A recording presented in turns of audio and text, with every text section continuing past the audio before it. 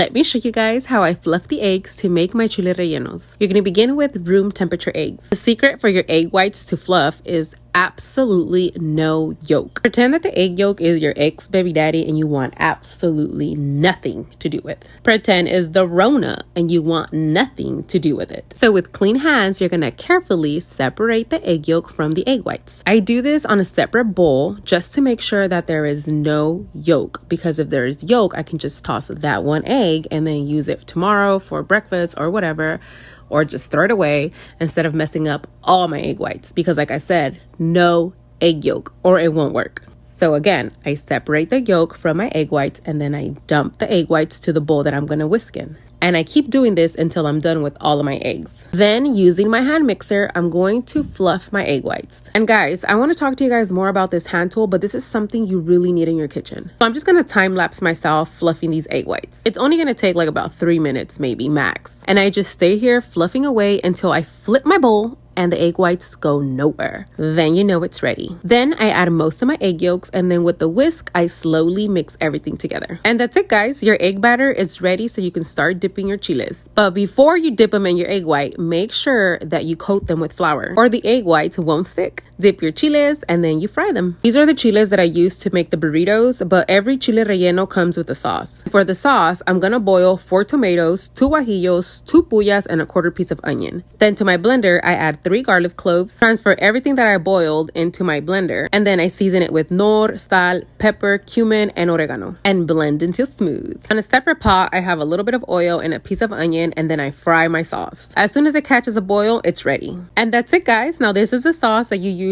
to drench your chiles or your burritos. Hope you like this recipe. Bye!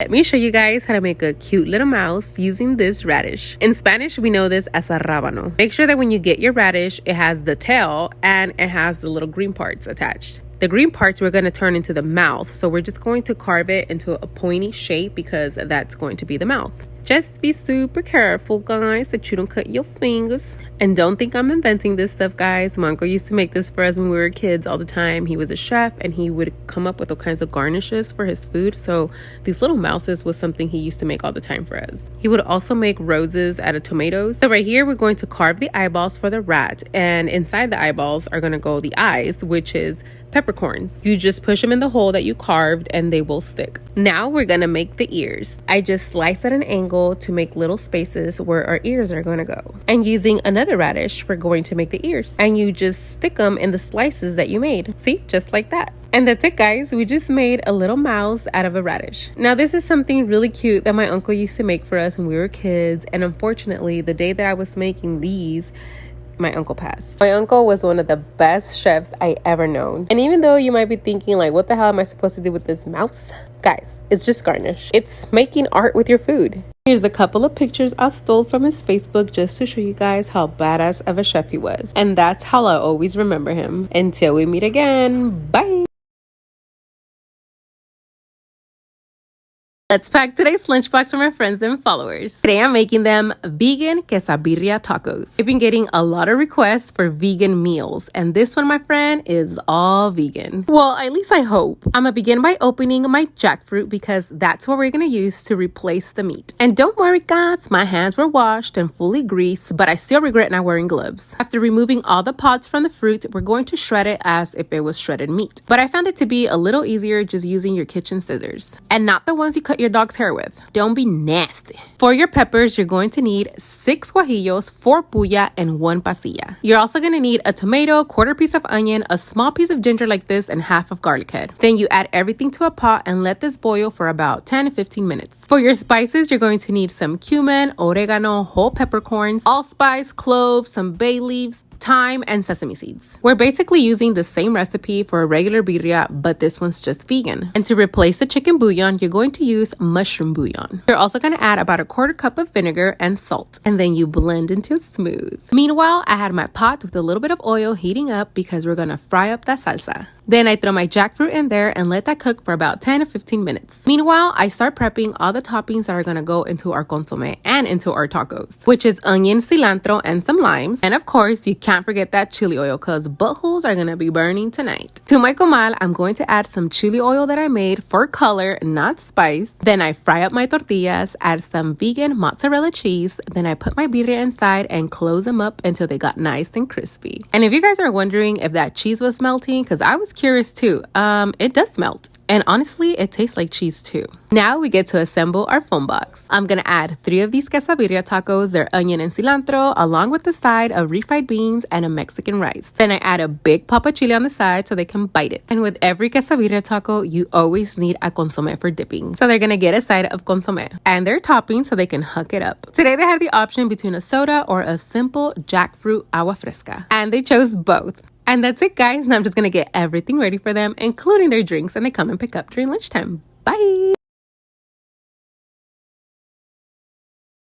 Let me show you guys how I made my red velvet horchata. To your pan, you're gonna add 1 cup of rice and a cinnamon stick. We're gonna give it a light toast, just enough to bring the nuttiness from the rice and the cinnamon stick. Once it cools off, you're gonna leave this soaking overnight with a puck of Ibarra or Abuelita chocolate. You're gonna need a can of evaporated milk and sweetened condensed milk, vanilla, and chocolate extract. Let me give you guys a fun fact. This chocolate extract is older than me. These are what the new ones look like, and these right here, my friends, are antiques. I got these at a yard sale, and some of them are brand new, like this one. But they're from 1963, I believe, and I don't care because I think they're cool and I still use them. Anyways, all jokes aside, that is not what you think. We're gonna melt 1 bar of white chocolate and 1 bar of regular chocolate in the microwave. Then I'm gonna open my evaporated milk and then put it on the stovetop with that melted chocolate, just until it all combines. Why didn't I melt the chocolate with the milk?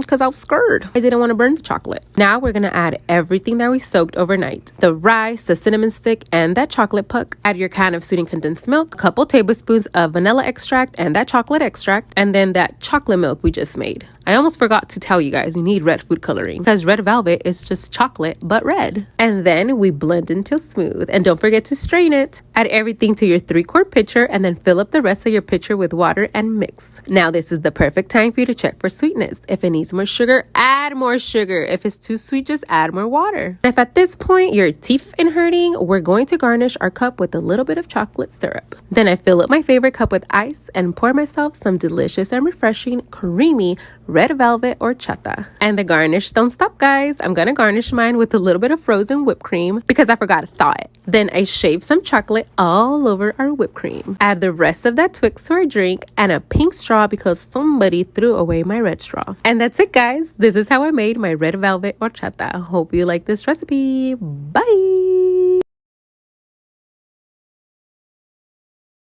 Packy lunch for my husband. Tomorrow my husband's gonna take a torta de birria. Now I like to keep these tortas super simple, so on the top half I'm just going to spread some mashed avocado, and on the bottom half I'm going to add my birria, a little bit of cebolla and cilantro, some Mexican blend cheese, and then top it off. I always like to wrap my tortas in some parchment paper and then I split them in half, and there you have it, guys. Just put it in his bento with a little bit of salsa. Now for his fruit, I'm going to cut up some cucumbers into strips and some jicama. Now I was planning on using this container because I was too lazy to wash the other one, but then I realized that this little tacky powder container didn't fit, so I had to switch to the little pink one. I'm also gonna pack him a homemade chocolate dip donut that I made earlier, his note to let him know how much I love him. Pack everything in his lunch pack with a couple more snacks, a banana, a yogurt drink that's about to expire, and some type of sparkly water. And that's it, guys. His tea and a protein granola bar for the morning. Bye!